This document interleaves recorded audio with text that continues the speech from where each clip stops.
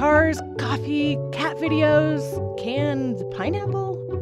None of these things are really things without energy. But although energy makes our whole world work, we don't think about it that much. Even the basic stuff, like how much energy do we use? And where does our energy come from? So let's take a look. For most of human history, our energy use was pretty flat. But in the past century, it skyrocketed. In the US, you use 3 times as much energy as your great-grandmother did 100 years ago, when they used more wood than oil. Like every animal, we use energy from the sun to stay warm, and we use the chemical energy from food to fuel our bodies. Worldwide, our biggest single source of energy isn't food, though. It's petroleum. We turn a lot of it into gasoline and diesel, which we use to move ourselves and our stuff around. But the vast majority of the energy we use today goes to generating electricity, which we do in all kinds of ways.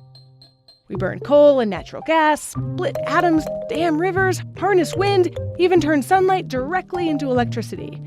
Where our electricity comes from depends on where we live.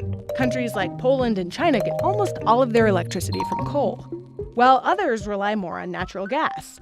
A few countries rely almost entirely on hydroelectric dams, while even fewer get most of their electricity from nuclear fission.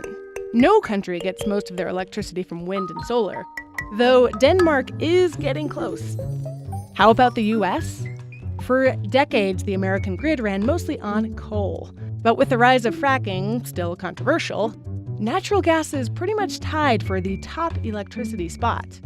Travel around the country, however, and each region tells a different electricity story. In North Dakota, a light bulb plugged into the grid will run on electricity made mostly from coal, while in Oregon, that same light bulb runs mainly on hydropower. In New Hampshire, you've got primarily nuclear power. And in Florida, mostly natural gas. After years of using more and more energy, demand in the US is starting to level off. We still use a lot. On average, an American uses 3 times the energy of someone in China. But then again, that same American only uses 1/3 of what an Icelander uses.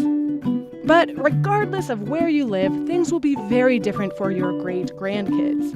Our energy sources and uses are changing in major ways. Electric cars could edge out gasoline. Renewables are on the rise. Electricity generation is getting less centralized. And data is making us smarter about how we use energy. There's a lot at stake. Energy is more than a matter of comfort. It makes all of our important systems work. Health, the economy, communication, it's part of everything. And the choices we make now will determine how we use energy in the future.